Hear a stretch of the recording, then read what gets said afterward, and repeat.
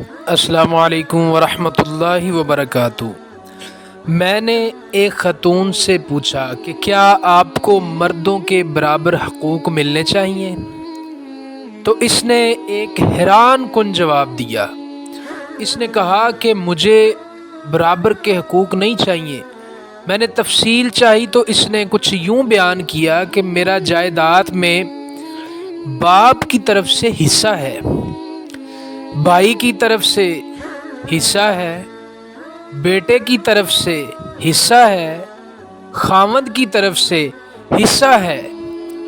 جب میں مردوں کے برابر آ جاؤں گی تو میں ان حقوق سے محروم ہو جاؤں گی۔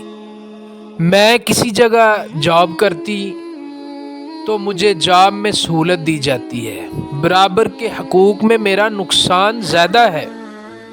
بینک، ہسپتال، مارکیٹ، ہر جگہ لیڈیز فرسٹ کو اصول پر مجھے ریلیف مل جاتا ہے۔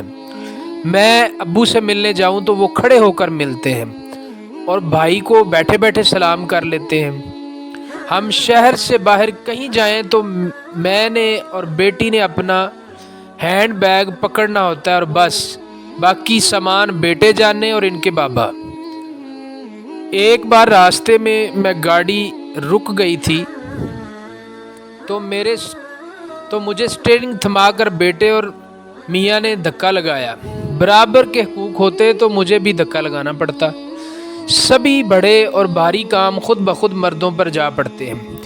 مجھے کبھی بل ادا کرنے نہیں جانا پڑتا، کبھی پینٹ والے کے پیچھے نہیں دوڑنا پڑتا، کبھی الیکٹریشین کے ساتھ دماغ کھپائی نہیں کرنی پڑتی۔ کمانے کی ذمہ داری کبھی میری نہیں رہی۔ میں نے کمانے کے لیے نکلنا ہی نکلنا ہے۔ میں کبھی بھی کہہ دوں آج کچھ نہیں پکانا، گرمی لگ رہی تھی یا موڈ نہیں تھا تو بازار سے کھانا آ جاتا ہے۔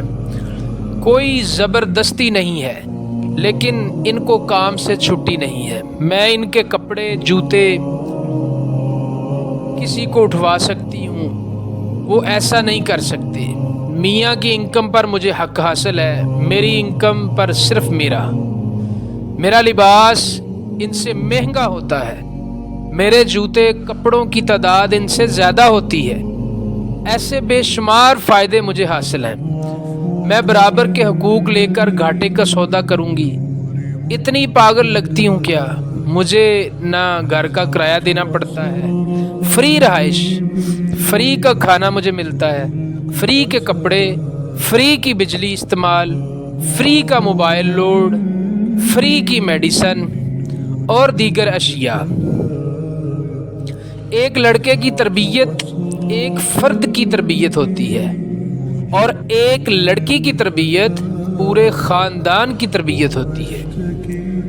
اس لیے ہمارا مقصد صرف اور صرف اصلاح کرنا ہے پیاری بہنوں اور بیٹیوں کا، بس۔ اللہ سے دعا ہے کہ اللہ رب العزت ہم سب کو عمل کرنے کی توفیق عطا فرمائے۔ جزاک اللہ خیر، احسن الجزاء فی الدنیا والآخرہ۔